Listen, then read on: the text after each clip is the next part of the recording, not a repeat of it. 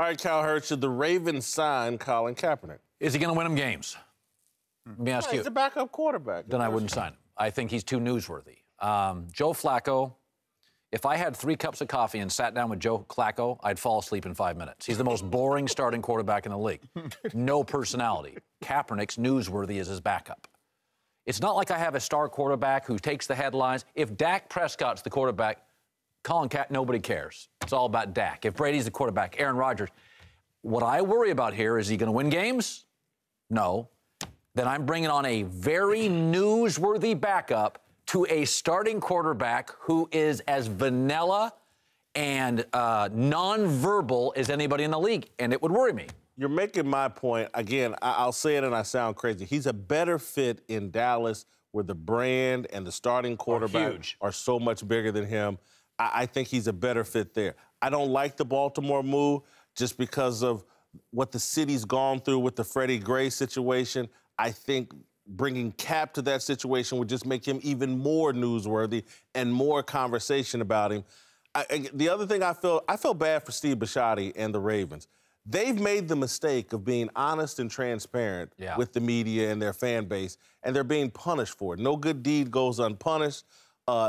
They've had a transparent interaction with Colin Kaepernick, and now they're being vilified. They haven't even made a decision. Whatever decision they make, they're going to get criticized for. I feel bad for them. Well, I'm looking at it from this standpoint. If you like your backup quarterback, so should you sign him?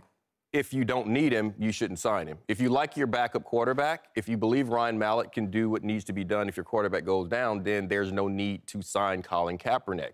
You can't just sign a player because of what's going on and social media is saying you should sign him. Revis can probably still play corner, but the Denver Broncos don't need him. So if they brought him in and said, well, we looked at this guy, but we didn't sign him, it makes sense. That's my whole thing. If you don't need a player, then don't sign him. Listen, I had a lot of conversation with most of the top people that's making these decisions. And something everybody said, the same thing. Does he help us win? Yeah. That's the end. And so that's why I think it, kind of gets twisted a lot when you see people attacking Baltimore and the Ravens, like, oh, well, how did they can't do this? And I'm like saying, if Joe Flacco is out for a week, maybe. Joe Flacco is back in 2 weeks. Joe Flacco is back to playing. I'm going to tell you what I would really love to see. Everybody's talking for Colin. Everybody here at this table knows this one thing. If you want to prove something to somebody, get on the field and prove it. If you want to really play football, voice your opinion. Muhammad Ali stood up for civil rights back in the day. But when Muhammad Ali got in the boxing ring, Muhammad Ali is pure business because that's what he does. I think, honestly, owners, I would love to see Colin come out and say, I just want to get back to playing football. Thank you. This is what I've been on for. I want Colin to come out and say that to the owners across the world. Like, listen, man, look, okay, I did my little protest thing. I understand it kind of went a lot of ways, but I like football. If you don't if you don't tell people, they've got to guess. They got to guess, which all of us keep guessing about what. But you know what? But this is beyond that, because see, this isn't even about the guessing aspect of it. Although I did hear John Harbaugh say that we're going to have the conversations with Cap to see where he stands on playing. I want to know if he really wants to play football, which is the craziest thing because the narrative has gotten to that point to where, like we're all saying, he has to tell the teams, I want to play football. And I don't think there's another free agent out there that you're asking whether or not he wants to play football. His actions got to back up those words, and his actions aren't backing up that he wants to play. Ray, there's two things. What advice did you give Bisciotti and the Ravens organization about Kaepernick? Yeah, I think the same advice that I've done since we played. If we bring this guy in, does he help or does he hurt? It'll never change.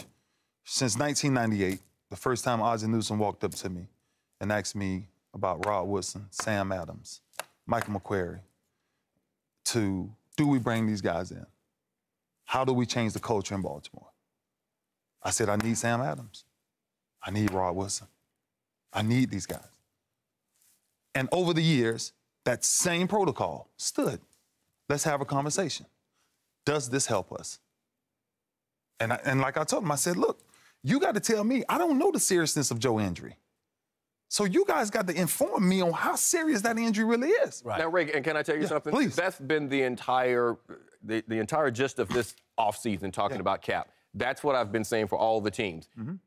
Does he help your team win? If you think that he can help you win, then you look at your backup situation. If you think that he makes your quarterback situation better, your quarterback room better, then you're dumb for not bringing him in. Because he can still play. If you don't need him, then I get it. He's not for every team out there, but you can't tell me that's what we've been talking about. You can't say that there aren't teams that he doesn't make their quarterback room better. That's what, like, I There's a lot of teams that he makes their quarterback rooms better. Trust me. All right.